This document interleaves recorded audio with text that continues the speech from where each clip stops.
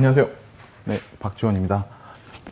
금일 고기능성 점접촉제와 관련해서 어떤 것들을 설명을 드리면 좋을까 고민을 하다가 최근에 저희가 이제 대규모 플랫폼 사업들을 좀 하고 있어서 관련해서 저희가 고민하고 있었던 것들, 그리고 해당 플랫폼 사업들을 하면서 좀 필요로 하고 있는 부분들, 특히나 점접촉 소재와 관련된 부분들을 좀 설명드리고자 자료를 준비했습니다. 일단 컨텐츠는 크게 세 챕터로 준비를 했고요. 각각에 대해서 기본적인 내용들 중심으로, 그리고 저희가 개발하고 있는 내용 중심으로 좀 설명을 드리도록 하겠습니다. 우선 현재 이제 차세대 디스플레이라고 그러면은 이제 아마 트랜스페런트는 최근에 차세대 디스플레이에서 좀 많이 빠진 것 같고요. 대부분 이제 플렉서블이나 스트레쳐블 디스플레이를 말씀을 하시고 계십니다. 그래서 해당 디스플레이 개발과 관련해서 좀 어떤 키워드들이 있는지 설명을 드리도록 하겠습니다. 사실 디스플레이 산업은 엄청나게 좀 빠르게 변화하고 있고요.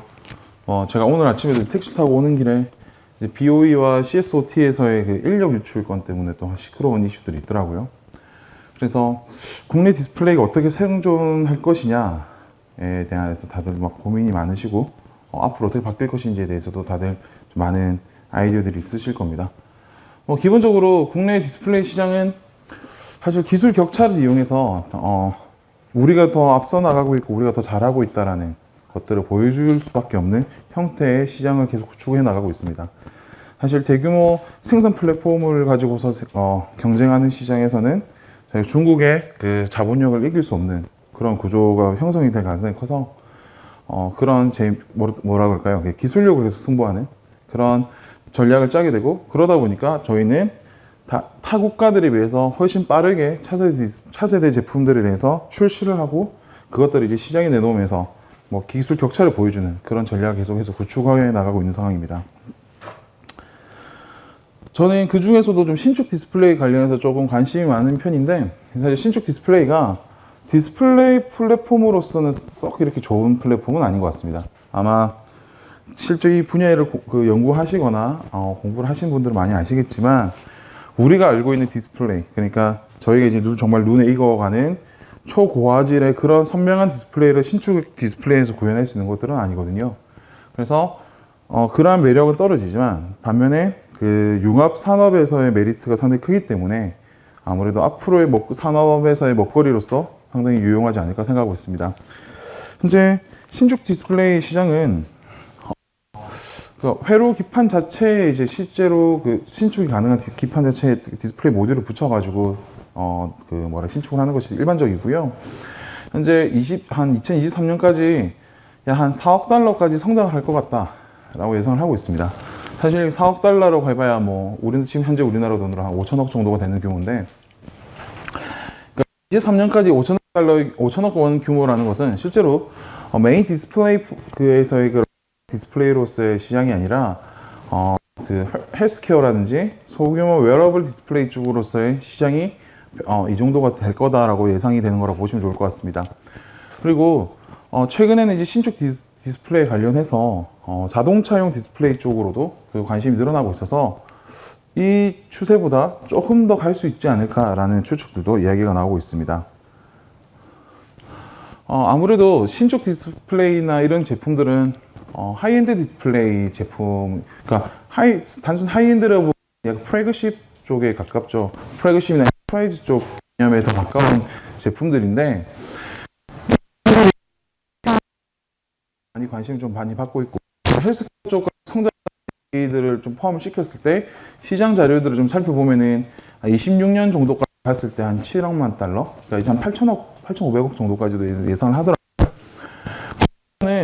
여기 들어가는 디스플레이를 직접적으로 개발하는 팀들은 다 좀 쪼개져 있고, 관련된 소재 백플레인이나 필름 관련해서는 이녹스라든지 LG 등이 이렇게 대응을 하고 있고, 실제로 메인 플랫폼 공정은 제품들을 사용을 해서 제품을 공정을 하고 있습니다. 그래서 해당 제품들을 얼마나 빨리 국산을 할 수 있느냐, 결국 제가 차세대 디스플레이를 보여주는 건 대한민국인데 막상 거기에 들어가는 소재 부품의 한 절반 이상은 외산, 특히나 일본산이 있는 것 같아서 그러한 부분들에 그래서 저희가 좀 자극을 가지고서 연구를 좀 진행 중입니다. 말씀드린 것과 같이 실제로 저희가 이제 디스플레이 산업의 변화의 가장 큰 예시가 이런 제품이 아닐까라고 생각하고 있습니다.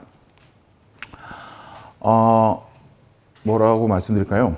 실제 디스플레이 플랫폼이 변화하여가면서 이런 차세대 디스플레이는 결국 방금도 계속해서 말씀드리고 있지만 일반적인 TV를 교체할 이유가 없는 그런 제품으로 변화해 갈 거거든요.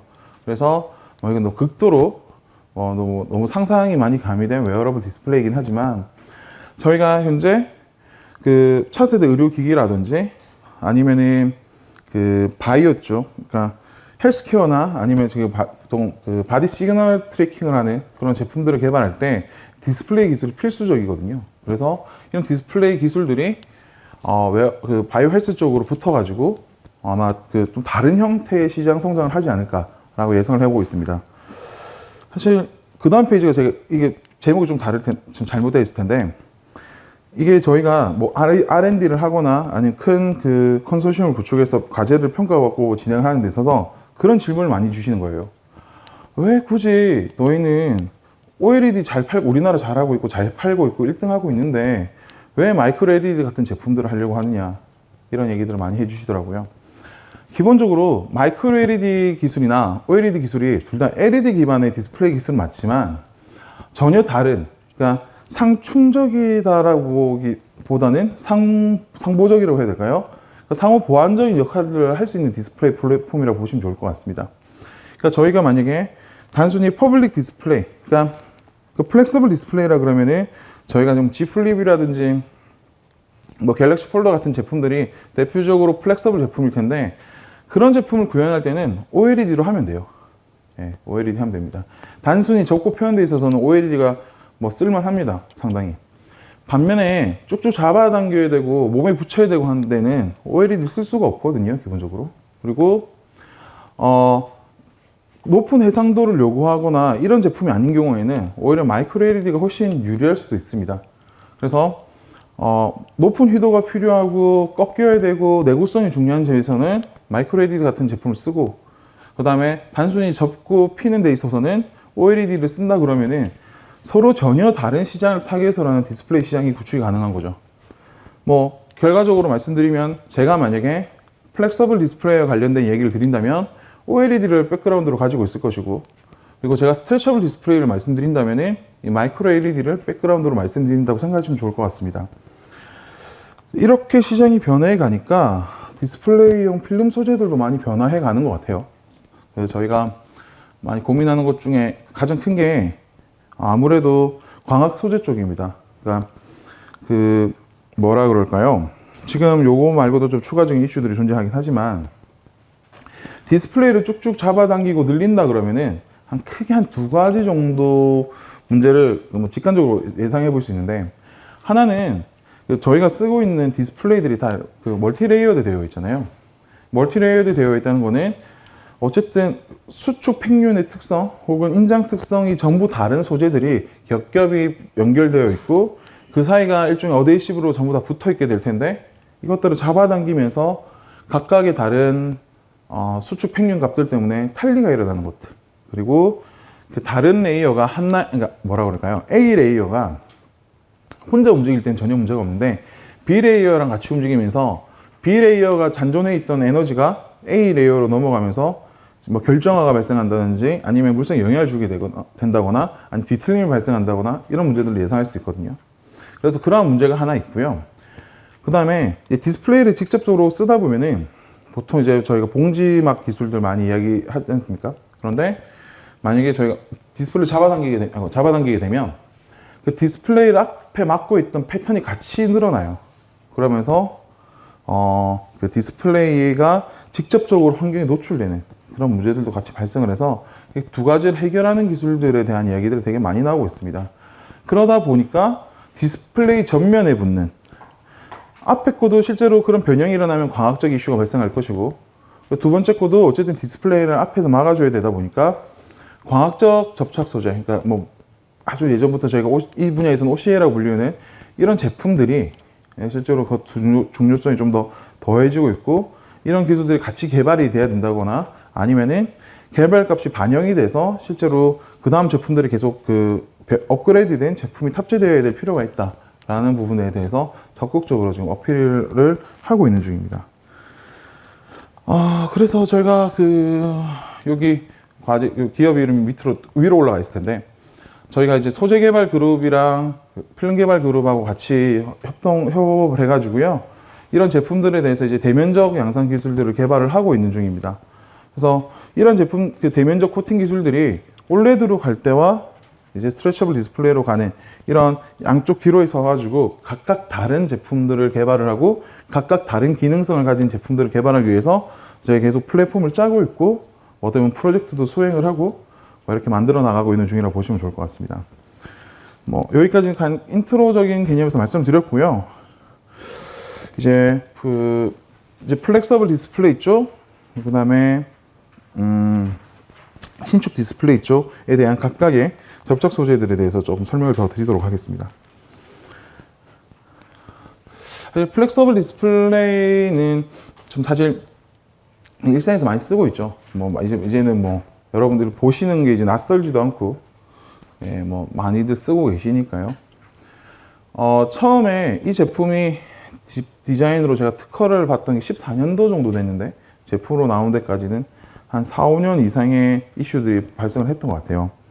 가장 큰 이유가 무엇이냐고 이제 살펴봤을 때, 이 디스플레이가 꺾이는 이 부분 하나 때문인 건데, 사실 지금의 플렉서블 디스플레이는 기본적으로 배터리든 AP 칩이든 여러 가지 칩셋, 여러 가지 반도체 기반의 어떤 부품들이 전부 리지드형으로 사용될 수 있게끔 설계가 되잖아요. 기본적으로 모듈부는 전부 다 플랫 에어리어에 깔 수가 있으니까 이런 것들에 대한 설계는 전혀 문제가 되지 않는데, 사실 이 꺾이는 부분 하나 때문에 여러 가지 문제가 발생을 하게 됩니다. 이게 어느 정도 꺾이는지 좀 데이터 값으로 말씀드리면, 저희가 보통 신축 디바이스나 이런 것들 하면은 디스플레이 한 50%, 그러니까 학교에서 하는 게 아니라요, 실제로 산업에서 지금 신축률을 한 20% 정도 하면 엄청나게 많이 늘어나는 거거든요. 그러니까 기판 단위에서 100%, 200%가 이제 늘리시지만, 실제로는 디스플레이를 20% 이상 늘리기가 힘듭니다. 지금 단계에서는. 그런데 여기를 국부적으로 해석을 하면은 변형률이 한 400%에서 한 800% 정도 돼요. 그러니까 단순히 많이 늘어난다의 수준이 아니라 전혀 다른 변형을 하는 구간입니다. 그래서 잡아당겨가지고 늘어나고 줄어들고 하는 값으로 이 부위를 해석을 하는 게 아니라 전혀 다른 방식으로 해석을 했어야 되거든요. 그래서 이러한 부분들에 대한 연구 이슈들이 있었고, 제가 학교에 있을 때죠. 지금 학교에 있는 건 아니니까. 학교에 있을 때 이런 플렉서블 시스템을 어떻게 해석을 할 것이냐. 그래서 기계적인 물성 측정을 하고, 이 기계적인 물성 측정을 어떻게 반영할 것인가에 대해서 꾸준히 연구를 했었습니다. 그래서 실제로 이런 플렉서블 디스플레이의 변형 특성들을 관찰하기 위해서 보통 쉐어 스트레인 개념으로 이제 저희가 변형을 특정을 하는 거죠. 이 접착제들 많이 공부하시는 분들은 이게 아마 랩쉐어 실험이라는 걸 아실 텐데요. 랩쉐어처럼 변형을 일으켜서 접착제를 옆으로 틀어내는 이런 전단 변형을 일으킵니다. 이 전단 변형을 일으켜서 이 변형 값을 기준으로 해서 실제로 플렉서블 디스플레이를 해석을 하는 거죠. 단순히 필름을 잡아당기고 늘어나는 인장 텐사일 테스트는 이 플렉서블 디스플레이의 변형 값을 대체를 못 해주기 때문에 실제로 저희는 이런 실험들을 세팅을 했고요. 이 제품을 잡아당기고 놓았을 때 얼마나 돌아가고 그러니까 변형됐다 얼마나 돌아오고 이게 얼마나 잔존해 있고 이런 것들 이제 데이터화하는 거죠. 일반적으로 이제 접착제 같은 점착제나 이런 필름들은 변형을 장시간 시켜 놓으면은 변형이 유지되거든요. 그래서 일정 시간 동안 변형을 계속 해 놓습니다. 그러니까 예를 들면은 저희가 디스플레이를 접어놨다고 상상하든지, 접어놨다고 상상을 하든지, 펴놨다고 상상을 하든지, 어쨌든 변형을 일으켜 놓는 거죠. 계속해서 접었다 폈다 하는 건 아니니까요. 그 다음에 얘를 짧은 시간 동안 힘을 제거를 해요. 힘을 제거를 하면 순간적으로 돌아가려고 하겠죠. 그래서 5초면 5초, 10초면 10초 이런 식으로 짧은 시간 동안의 기준을 회복하는 시간을 계산을 합니다. 그러면 보통 이게 이니셜 리커버리라고 해서 실제로 디스플레이를 보는 데 있어서 얼마나 영향을 주게 될 것인지에 대해서 평가를 해서 저희가 이제 변형률을 계산을 하게 되고, 얘를 이제 가만히 다시 놔둬요. 그러면은 점차적으로 다시 회복하는 구간이 생기게 됩니다. 그래서 점차적으로 회복하는 구간을 만들어서 회복하는 구간이 얼마만큼 돌아가는지, 실제로 이제 변형 회복이 뭐 이상적이라면 사실 이 엘라스틱 아니 탄성 변형을 하는 요 첫 번째 구간이 거의 100%에 가까우면 좋긴 한데, 전체 100%로 도달할 수가 없거든요. 예, 절대 도달을 뭐 이론적으로든 어떻게든 절대 도달할 수가 없어서, 예, 그래서 이 값을 최대한 높여주고 결과적으로는 빠르게 최대값으로 회복을 시켜주고 싶은데, 뭐 결과론적인 말씀이지만 실제로 엘라스틱 리커버리는 높으면 60%대, 그 다음에 마지막에 이제 탄성 회복을 최종적인 회복을 하는 것도 90% 정도까지가 현재 기술적으로 거의 뭐 최대 한계치 정도라고 보여지고 있습니다. 그 이상은 저희가 뭐 너무 러버리한 소재로 가야 돼서 그런 것들이 실제로 이제 계면의 결합 문제라든지 이런 것들이 발생하게 되거든요. 그래서 뭐 이 부분 각설하고, 결과적으로 중요한 부분은 그러니까 얼마나 빨리 회복을 하고 얼마나 빨리 돌아가느냐, 그리고 이 제품을 변형을 시켰을 때 내부 응력이 얼마나 잔존해 있느냐, 이런 것들을 측정을 해서 저희가 이제 제품을 개발하는 업그레이드 하는 거죠. 그래서 저희가 관찰했던 제품 중에 하나, 만들어 봤던 테스트 샘플 중에 하나가 이제 일반적인 아크릴 PSA를 만드는데, 저희가 이제 아크릴 PSA가 지금 이제 메인 제품으로 사용이 되고 있으니까요. 평가를 하는 데 있어서 분자량이라는 게 큰 영향을 미치게 될까? 그러니까 같은 재료고 완전히 측정을 해봐도 거의 차이도 없어요. 뭐 TG도 그렇고 뭐 PDI도 크게 변화가 없지만 실제로 이제 몰레큘러 웨이트 면에서는 좀 차이가 나죠. 재료의 구성은 하나도 바뀌지 않습니다. 똑같은 변형에서 중합의 공정 조건만 좀 바꿔서 분자량을 크게 바꾸게 되면 저희가 생각을 해보면 이런 식으로 이제 변할 거라 생각을 하고 있는 거죠. 분자량이 커지면 모듈러스 값은 당연히 올라갈 것이고 회복 값도 계속 올라가는 게 일반적일 거라고 생각을 하게 되는 거죠. 그래서 저희가 실험을 해보면 이런 그래프들을 좀 얻을 수 있습니다. 일단 그 분자량을 바꾸게 되면 분자량이 너무 작은 경우에는 되려 이게 스트레스를 해소를 할 때 문제가 오히려 증가하는 듯한 그래프를 보여주게 돼요. 뭐 이런 경우가 사실 발생하기 쉬운 게 아닌데, 뭐라 그럴까요? 그 고분자 자체가 약간 러버리해지고 액상 같은 그런 물질로 바뀌면서 너무 저분자 물질들은 뭐 그대로 사용하기 힘들 만큼 회복 특성을 뭐 네거티브하게 가진 경우도 존재하게 되고요. 그 다음에 분자량이 단순히 커졌을 때 회복값은 증가하지만 저희가 실제로 사용할 수 있을 만큼의 제품은 아니다라고 판단했습니다. 자, 이 경우 같은 경우는 제품 소재를 아무런 경화나 큐링, 그러니까 뭐라 그럴까요? 크로스링킹을 시키지 않은 고분자 그 자체의 상태라고 보시면 좋을 것 같습니다. 뭐 일반적으로 접착제나 점착제를 경화 없이 사용을 한다는 것은 없는 이야기이긴 하지만, 그래도 일단 뭐 비교차 이렇게 실험을 했고요. 이 상태에서 저희가 분자량을 그 상태 유지하고 똑같은 조건으로 경화를 시킨다 가정을 했을 때는 저희가 앞서 보여드렸던 형태의 그래프를 얻을 수 있는 걸 확인할 수 있습니다. 이 경우에 있어서 분자량이 증가할수록 회복값이 빨라지고 높아지는구나 라는 결과들을 얻을 수 있고요.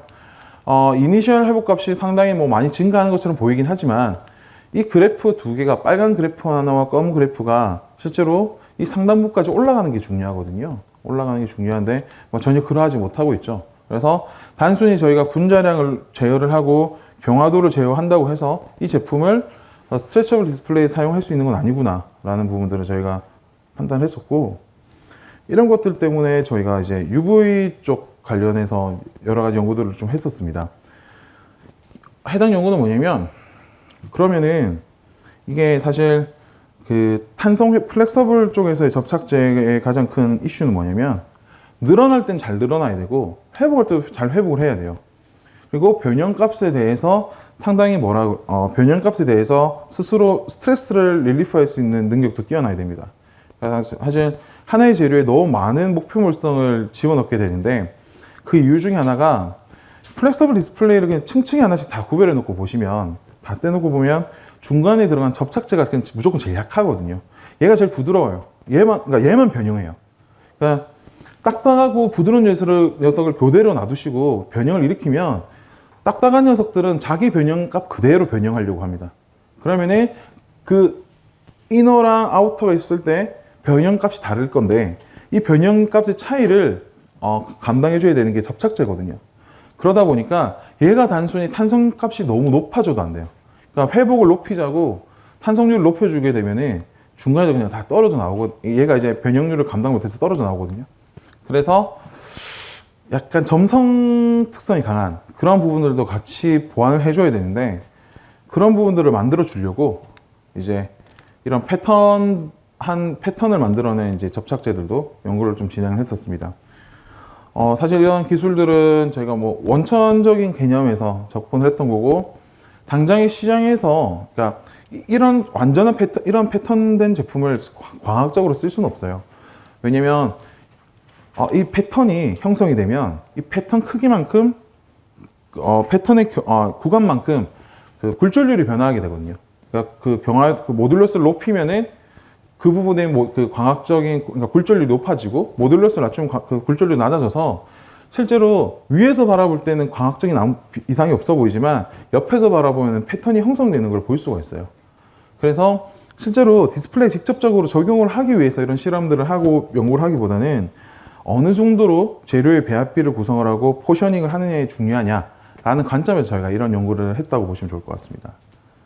그래서 이 패터닝 연구를 위해서 저희가 이제 그 경화 특성 같은 것들을 이제 실험을 해가지고 실제로 광을 전혀 주지 않았을 때부터 광을 많이 일정 이상 줬을 때 해당 내용 UV 패턴입니다. 그래서 어느 정도로 이제 경화가 진행이 되는지 그래서 저희가 이제 광량 그 경화율을 제어함에 따라서 전환율과 갤 프랙션이 어느 정도가 형성이 되는지에 대한 기초적인 연구를 했고요. 연구를 바탕으로 해서 저희가 데이터를 좀 보여드리고 싶은데 이게 이제 얼마 전에 이제 논문으로 나와서 논문 레퍼런스 달아니까 보시면 좋을 것 같고 결과적으로는 패턴된 기술 가지고는 60%에서 한 80% 정도까지 저희가 회복한 특성들을 연구를 했습니다.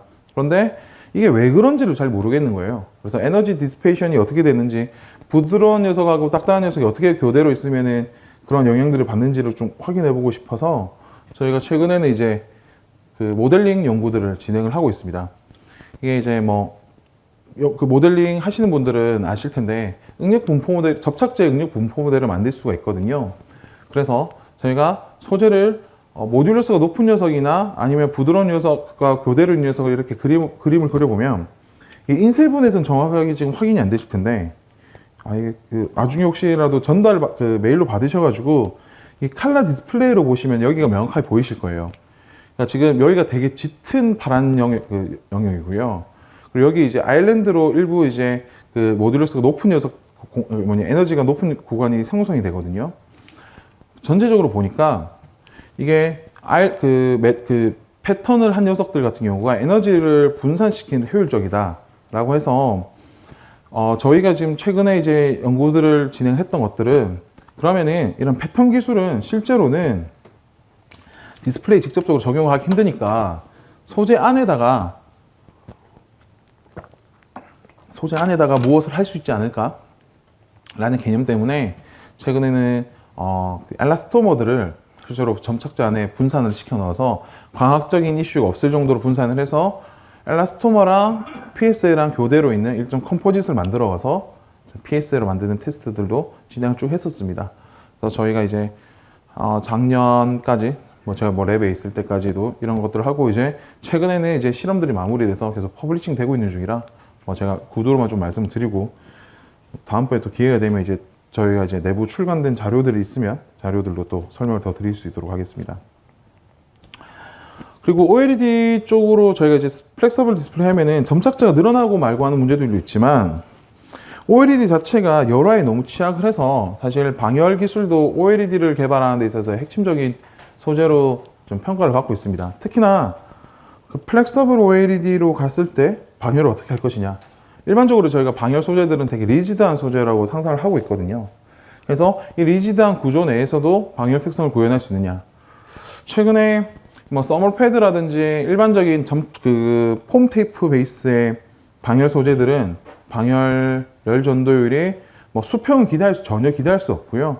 수직 열 전도율이 이제 높으면은 실리콘 베이스 같은 경우는 한 2, 4와트 2와트에서 4와트 되는 것 같고, 그 폼 테이프 같은 경우는 높으면 0.45와트, 뭐 최대치가 지금 시장에서 나오고 있는 한 0.8와트 이렇게 얘기 나오고 있거든요.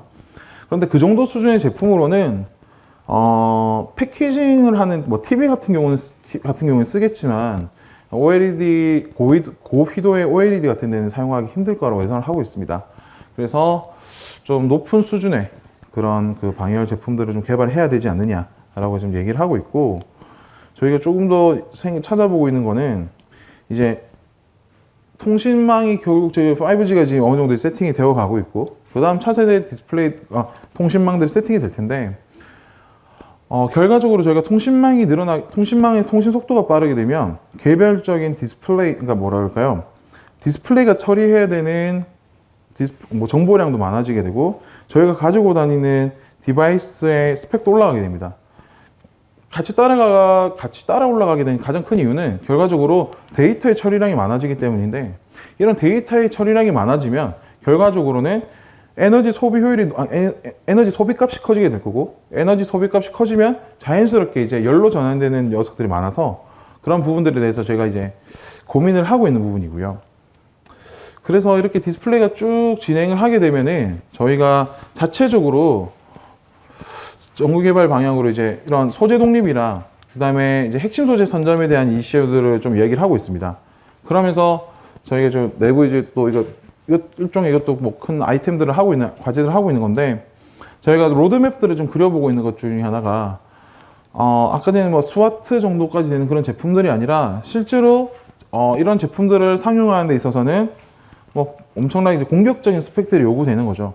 뭐 수직 열전도율은 뭐 높으면 10W까지 지금 요구가 되고 있는 상황이고, 수평 열전도율도 뭐 3, 400 이야기하고 있지만 실제로는 1000W까지 나오면 좋겠네요. 이런 얘기들이 나오고 있습니다. 정말 이게 구현이 가능한가? 그러니까 개별적인 제품들은 다 구현이 가능하겠죠.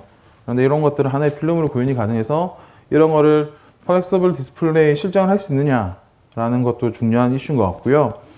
예전 같으면은 난연성이나 내열성이 중요했다 그러면, 지금 같은 경우 이제 유연성에 대한 키워드가 당연히 달라붙게 되는 거죠. 단순히 그 소재를 신뢰성 높은 제품으로 만드는 게 아니라 유연성이란 이런 새로운 키워드를 하나 집어넣는 게 상당히 공격적인 연구 방향일 수도 있고, 그리고 이거 하나 때문에 나머지 다 안 되는 경우들도 있어서 이런 것들에 대해서도 저희가 지금 뭐 엄청나게 좀 열심히 고민하고 있고요. 그 다음에 얘가 접착력도 우수해야 되고, 기왕이면 얇게 만들었으면 좋겠고, 공정도 롤툴을 가능한 요령 공정했으면 좋겠고, 방열도 하는데 차폐도 했으면 좋겠고, 요구사항이 너무 많습니다. 그래서 뭐 앞으로 개발할 게 많은 건 참 행복한데요. 어떻게 보면은 너무 많은 소재들을, 너무 많은 기능들을 하나의 패키징 시스템에 집어넣어 달라는 요구들이 많아서 이에 대해서도 열심히 고민하고 있는 중입니다. 그래서 저희가 이제 UN 디스플레이 쪽에 방열 필름을 개발한다 그러면 뭐 크게 3가지 키워드 정도로 뭐 목표를 정할 수 있을 것 같은데, 당연히 최대한 좀 얇게 붙이고 손쉽게 붙일 수 있는 접착 솔루션에 대한 고민도 좀 많이 해야 되고요. 그리고 그 접착 솔루션을 하면서도 실제로 접착제가 열 전도를 하는 데 있어서 네거티브 팩터로 작용하기 때문에 이거를 포지티브로 바꿀 수 있는 방법이 없을까? 그래서 여러 가지 조금 저희가 이제 소재에 대한 설계들을 다시 하고 있습니다. 그러면서 막 열심히 뭐 컴파운딩을 해가지고 접착제로 사용을 하게 되면은 신뢰성에 영향을 주게 되거든요. 그래서 신뢰성을 확보할 수 있는 구조적인 특성은 어떻게 되는가? 그래서 3가지 키워드로 R&D를 하고 있고요. 다음은 이제 마이크로 LED 관련해서 좀 말씀을 드릴 텐데요. 저희가 이제 마이크로 LED 플랫폼은 한참 제가 이제 뭐 연구도 많이 하고 있고 플랫폼 쪽으로 하고 있어서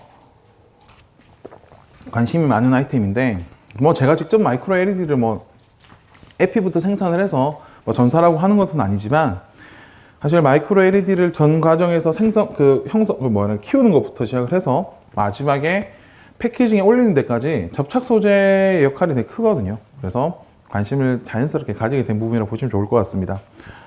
저는 이제 마이크로 LED 같은 경우는 플렉서블 말고 신축에서의 가장 큰 플랫폼이라고 생각하고 있어요. 그래서 차세대 플랫폼이라고 생각을 하고 있고, 아직까지도 뭐 마이크로 LED의 시대로 넘어갔다고 보기는 좀 힘든 상황입니다. 현재 이제 뭐 마이크로 LED TV라고 말하는 거는 뭐 엄밀하게 말하면 이제 미니 LED의 시장이기도 하고, 그리고 저희가 이제 엔터프라이즈급의 이제 TV들을 한 번씩 보잖아요. 올해 CES였나요? 헷갈리. 262인치 TV 같은 경우는 뭐 가격 한 5억씩 하니까 저희가 실제로 사서 볼 수 있는 TV가 아니죠. 근데 그렇게 비싼 이유 중에 하나가 공정성 때문이거든요. 그래서 이런 공정성들을 개선하기 위해서 접착 소재에 대해서 계속 관심을 가지고 있는 중입니다. 사실 저희가 R&D를 마이크로 LED 관련해서 R&D를 시작한 건 꽤 오래됐습니다. 저희가 더월이 나올 때쯤, 아니다, 더월 이전부터 했던 것 같긴 한데, 이때는 마이크로 LED를 실장하기 위한 소재랑, 그리고 인캡하기 위한 소재를 많이 썼어요. 마이크로 LED에 무슨 인캡이냐라고 생각하시는 분도 있겠지만, 디스플레이 앞면에 오돌도돌하게 튀어나올 수는 없으니까 앞면에 이제 커버해주기 위한 형태의 이제 인캡인 거고요. 이런 연구들을 쭉 진행을 하다가 저희가 이제 실제로는 뭐라 그럴까요? 로드맵 때문에 스트레스를 받게 됐습니다. 그러니까 이게 여기 한 100마이크로미터까지는 뭐 어떤 방법으로 떼서 붙여도 상관없습니다. 쉬워요. 사실 접착 이슈에서는 100마이크로미터는 그냥 지금 뭐 니토덴코에서 나오는 그런 보호 필름을 쓰든지, 아니 뭐 정한데도 국산 제품 써도요, 높은 수율로 밀어낼 수 있습니다. 뭐 니들로 치든, 아니면 얘를 공압으로 당기든, 레이저로 넣든, 뭐 열로 떼내든, UV를 떼내든 다 떼낼 수 있거든요. 근데 저희가 실제로 이제 하고 있는 거는 30마이크로 이하 제품들, 이제 실제로 저희 눈에 들어가서 저희가 화소를 확인하지 못할 정도까지 사이즈가 낮아져야 되잖아요. 그래서 30마이크로대 제품들 이런 거 하다 보니까 기존에 이제 전사 방식으로는 전사를 못 시키는 거죠. 그래서 한참 고민을 하다가 본 게 나중에 말씀드릴 이제 레이저 전사 쪽이고, 저희가 이제 레이저 관련해서 원래 UV나 레이저 관련해서 제품 소재들을 개발하다 보니까 그쪽으로 좀 저희가 치우쳐져서 연구를 좀 하고 있는 중입니다. 간단하게 이 마이크로 LED에 대해서 관심을 가장 가지고 있는 이유 중에 하나는 사실 그러니까 2025년쯤 되면은 보수적 전망으로 봤을 때 한 5조 시장 정도 되지 않을까라고 이제 추측을 하고 있거든요.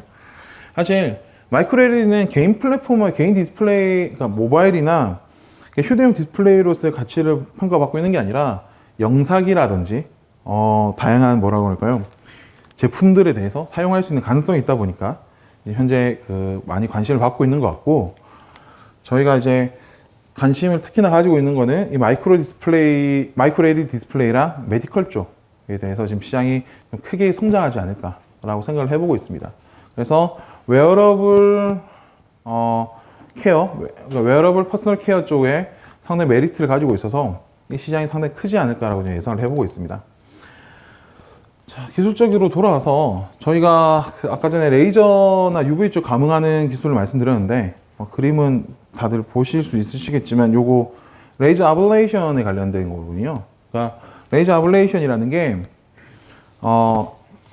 소재가 특정 파장의 에너지를 흡수를 해서 레이저의 큰 에너지를 흡수해서 얘가 순간적으로 플라즈마로 기화한다고 할까요? 제4의 상태로 변화하는 거죠. 급격하게 변하는 현상을 이용을 하는데, 보통 레이저 아블레이션을 검색하시면은 세척이나 세정 쪽으로 많이 자료가 나오실 거예요.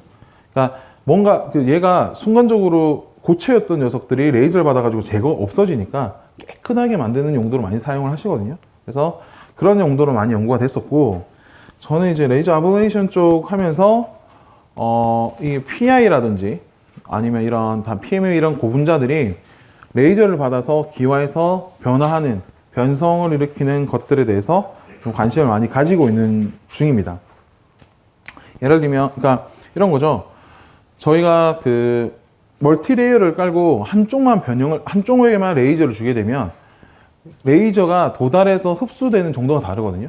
그래서 원하는 부위만 변형을 일으킬 수 있어요. 그래서 그런 변형을 이용을 해서 저희가 이제 마이크로 LED를 가공하는 그런 소재에 대해서 연구를 하고 있습니다. 사실 레이저 아블레이션 관련해서 자료를 좀 더 보시면 이런 것들도 존재하게 되는데, 얼마만큼 정밀하게 때려줄 수 있느냐 이런 것들에 대해서도 좀 고민을 하고 있고, 실제로 이제 얼마나 정밀하게 때리느냐는 이제 저희의 기술이라기보다는 저희 파트너들의 기술이긴 하지만 정밀하게 때리기 위해서는 얘가 얼마만큼 빨리 흡수하고 정확히 흡수하느냐도 되게 중요하거든요. 그래서 저희가 이제 흑강에 관련된 이런 부분들에 대해서 좀 적극적으로 검토를 하고 있는 중입니다. 저희가 오늘 마이크로 LED 관련해서 조금 말씀드리고 싶은 거는 저희가 지금 하고 있는 게 바로 이런 거예요.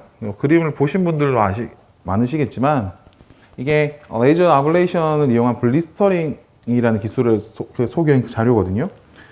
블리스터링이 어떤 개념이냐면 아까 전에 폴리이미드가 흑강한 영역이 있어요. 아마 잠시만 아까 그래 보면 폴리이미드가 흑강한 영역이 308이나 355 이런 광들에 대해서 민감하거든요, 되게. 그러면은 요때가 UV 레이저예요. UV 레이저를 이 폴리이미드에다 딱 쏘면은 요 레이저가 이 폴리이미드층을 벗어나지 못하고 일정의 에너지에 딱 도달을 하면 인풋되는 에너지가 예를 들면 제가 355를 쐈는데 100mJ의 에너지가 도착을 했어요. 이때 에너지가 도착을 하면 요 계면에서 폴리이미드가 폭발을 합니다. 빵 하고 터지죠, 순간적으로. 터지면은 여기는 화학적인 변형이 일어나지만 아래쪽 물리적인 변형이 일어나게 되거든요. 그래서 이 물리적인 변형의 값에 의해서 아래쪽의 소재가 변화하게 되는 거죠. 그래서 이건 사실 잉크 베이스로 해가지고 이제 블리스터링을 보여주고자 이 연구 그룹들이 데이터인데, 폴리이미드, 그러니까 위층에 놔두고 레이저를 쏘면은 레이저가 얘를 쏘는 게 아니라 폴리이미드 레이어가 변형을 일으키면서 이 잉크층을 던지는 겁니다, 아래로. 이런 개념들을 이용을 해서 저희가 마이크로 LED 전사 쪽 소재 연구를 하고 있습니다. 좀 더 큰 그림을 보여드리면 일반적으로 레이저 아블레이션 같은 것들을 직접적으로 이용을 할 수도 있어요. 아니면은 UV 전사 같은 개념으로 사용을 할 수도 있습니다. 그러니까 요 위에 붙여놓고 요 위에 UV 접착제나 아니면 레이저 아블레이션 접착제를 붙여놓고 레이저 딱 쏘아주면 접착력이 사라지니까 떨어지겠죠. 근데 크게 두 가지 문제가 발생을 합니다. 첫 번째는 UV 같은 경우를 때리면 접착력이 아주 미세하게 남거나 아주 약하게 남게 돼요. 그런데 얘가 LED가 클 때는요, 이게 LED가 면적이 크면 두께도 크거든요. 그래서 무거워요. 그래서 자중으로 떨어집니다. 혹은 반대면에 미세한 접착력이 있어도 반대로 넘어가요. 그런데 마이크로 LED로 넘어가면 두께도 엄청나게 얇아지거든요. 두께도 한 10마이크로까지밖에 안 돼요. 그러다 보니까 자중으로 넘길 수가 없습니다. 그래서 미세한 정전기나 접착력이 있으면 전사를 시킬 수 없다는 거, 혹은 레이저 아블레이션 같은 기술을 그대로 이용을 하게 되면은 위쪽에 에너지가 자연스럽게 안 넘어가면 좋지만 이 위에 패턴이 되어 있거나 형상이 되어 있으면은 레이저가 가해지는 위치가 달라져 가지고 그 위가 다 손상을 입게 돼요. 마이크로 LED의 마이크로 LED뿐만이 아니죠. 사실 레이저 리프트오프를 LLO를 해보시는 분들은 아시겠지만 그 뒤에 데미지 없이 완전히 평탄하게 반대쪽으로 전사를 시킨다는 게 엄청나게 어려운 기술이라는 것들은 다들 알고 계실 거예요. 그래서 그런 것들을 직접적으로 이용을 하는 게 아니라 실제로 변형을 일으키는 부분은 변형을 일으키고 떨어질 부분은 떨어뜨리게끔 설계를 해서 실제로 그 공정을 개발하고 있는 중입니다. 특히 이렇게 개발을 하게 되면 실제로 이 레이저에 반응하는 그러니까 미들 레이어를 설계하는 것도 되게 중요하지만 이 미들 레이어의 변형에 따라서 아래면의 접착 레이어가 성능이 같이 동시에 변해야 되거든요. 그래서 어떠한 접착 소재를 사용하느냐, 그래서 경화 밀도를 어떻게 제어하고 어떻게 높여주느냐에 따라서 이런 것들이 바뀌게 되는데, 그런 것들을 현재 저희가 마이크로 LED 팀들하고 지금 S사하고 같이 이런 연구들을 좀 진행을 하고 있고요. 제가 오늘 준비한 자료는 여기까지고요. 일단 이상으로 발표를 마치도록 하겠습니다.